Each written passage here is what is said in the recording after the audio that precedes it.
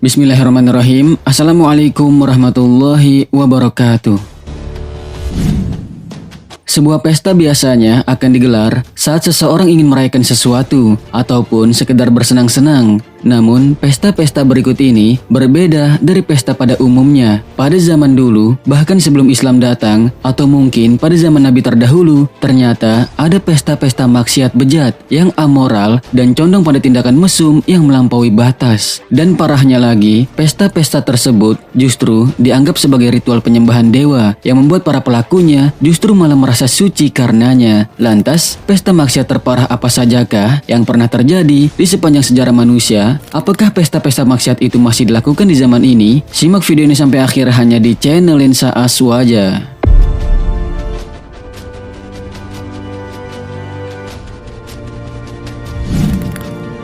Festival Bacchanaliae. Pesta bejat ini dikenal pada masa Babilonia. Bacchanaliae sejatinya merupakan sebuah pesta yang diadakan sebagai bagian dari perayaan untuk memuja dewa Tammuz, yang merupakan dewa yang dianggap sebagai perlambangan dari cinta dan juga simbol kesuburan. Namun, Bacchanaliae pada pelaksanaannya justru menjadi ajang mesum yang dilakukan secara beramai-ramai di depan umum. Dalam upacara pemujaan dewa kesuburan ini, para pesertanya akan berhubungan intim secara massal. Tak ada aturan khusus bagi siapapun yang ingin ikut. Semua orang bebas memilih pasangan intimnya maupun berganti pasangan ketika telah merasa bosan dengan pasangannya. Di pesta ini pula, para remaja putri kala itu biasa melepas keperawanan mereka dengan sukarela dan tanpa penyesalan sedikit pun. Hal ini bisa terjadi karena pada saat itu mereka menganggap hal tersebut adalah perbuatan yang benar dan bahkan bisa mendatangkan berkah. Selain mesum secara massal yang menjadi menu utama dalam festival Bacchanaliae ini, biasanya orang-orang juga akan menari dan menyanyi sambil menenggak minuman keras sebagai pelengkapnya. Meski festival bejat ini identik dengan wilayah Babilonia, namun Bacchanaliae juga biasa dilakukan di tempat lain seperti Yunani dan juga Romawi kuno. Sedangkan untuk zaman ini, pesta yang hampir mirip dengan Bacchanaliae ini bisa ditemui di wilayah Mardi Gras, Amerika, yang tiap tahunnya menggelar sebuah perayaan besar di mana orang-orang biasanya akan bertelanjang ria sambil menari dan menyanyi di sepanjang jalan. Festival Beltane. Festival Pesta Beltane merupakan festival yang dilakukan oleh bangsa Viking. Bangsa ini selain dikenal sebagai bangsa yang hebat dalam melaut dan memiliki ritual pemakaman yang unik, bangsa Viking ternyata juga memiliki sebuah pesta atau perayaan yang nyeleneh, yakni Pesta Beltane, yaitu sebuah ritual untuk menyambut datangnya musim panas yang diisi dengan sebuah acara api unggun. Namun tentunya, acara kumpul-kumpul di depan api unggun ini tidak hanya akan dihabiskan dengan menari dan menyanyi saja.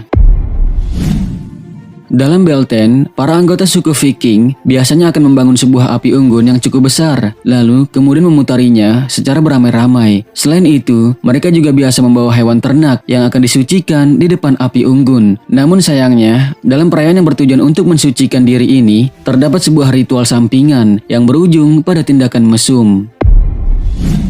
Setelah selesai memutari api unggun, para anggota suku Viking biasanya akan melanjutkan Beltane dengan ritual bercinta massal yang boleh dilakukan oleh siapapun dan dengan siapapun. Meski masih belum jelas dengan pasti bagaimana pesta mesum ini digelar, namun ada satu aturan yang wajib dipatuhi, yaitu mereka wajib bercinta di depan api unggun yang ada pada perayaan Beltane. Sedangkan untuk pemilihan pasangannya, tak ada aturan tertentu, boleh pilih sendiri atau secara acak, itu terserah pilihan masing-masing.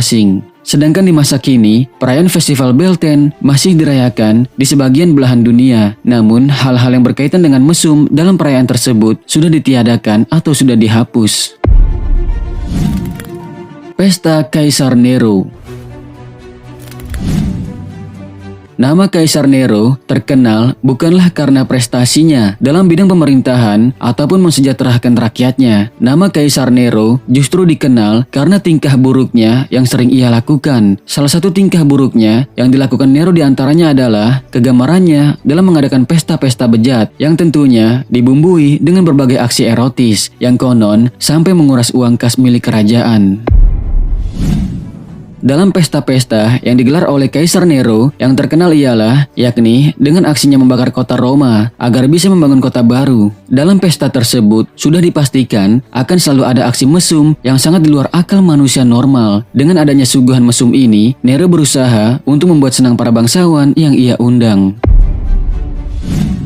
Dengan kebebasan untuk melakukan aktivitas mesum yang tak tersentuh hukum ini pula, Nero tampaknya berusaha untuk membuat para bangsawan selalu berada di pihaknya, tak peduli segila apapun tingkahnya saat memerintah kerajaan Roma. Yang lebih parahnya lagi, konon pesta ini dilakukan Nero hampir tiap malam untuk memuaskan para bangsawan dan tentunya juga untuk kepuasan dirinya sendiri. Pesta ala bangsawan Mesir kuno.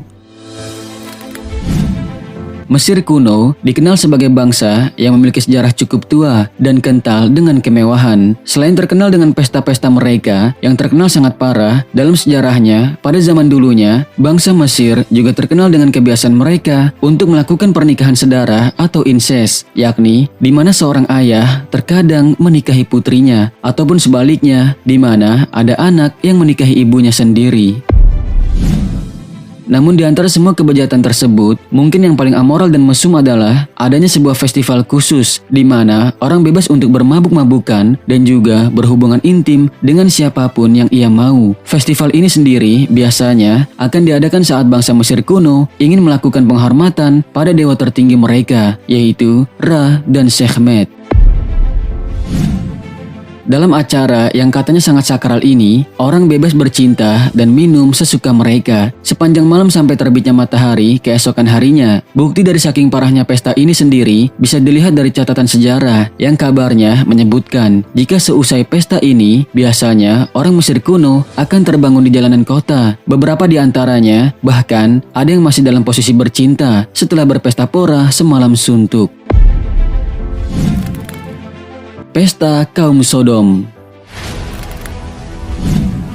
Kisah kaum Sodom ini pun terdapat di dalam Al-Quran. Dengan hanya mendengar kata Sodom saja, sebagian besar dari kita pasti sudah bisa membayangkan pesta macam apa yang terjadi. Berbeda halnya dengan pesta-pesta sebelumnya yang selalu dijadikan oleh pria dan wanita sebagai ajang bercinta bebas, pesta yang diadakan kaum Sodom juga berhubungan dengan aktivitas mesum yang tak wajar. Hanya saja, level ketidakwajaran ini ada dalam level yang jauh lebih amoral. Kaum ini tak hanya menggelar pesta mesum bebas antar pria dan wanita saja, namun juga pesta mesum bebas antara sesama jenis. Jadi, dalam pesta kaum Sodom ini, biasanya para pria akan berusaha memuaskan hasrat mereka pada sesama pria. Begitupun para wanitanya yang akan memuaskan hasrat mereka terhadap sesama wanita. Kaum Sodom sebenarnya sudah diberi peringatan oleh utusan Allah, yakni Nabi Lut alaihissalam, yang menyeru mereka agar menyembah Allah Subhanahu wa Ta'ala, memerintahkan mengerjakan kebajikan, dan melarang mereka melakukan perbuatan mungkar seperti kegiatan homoseksual tersebut. Namun, kaum Sodom ini sudah tenggelam dalam maksiat dan sudah sangat melampaui batas. Akhirnya, kaum Sodom pun dibinasakan oleh Allah Subhanahu wa Ta'ala dengan azab yang sangat keras, sebagaimana firman Allah Subhanahu wa Ta'ala di dalam Al-Quran, dan kami hujani mereka dengan hujan batu. Maka perhatikanlah bagaimana kesudahan orang yang berbuat dosa itu. Al-Quran Surat Al-A'raf ayat 84.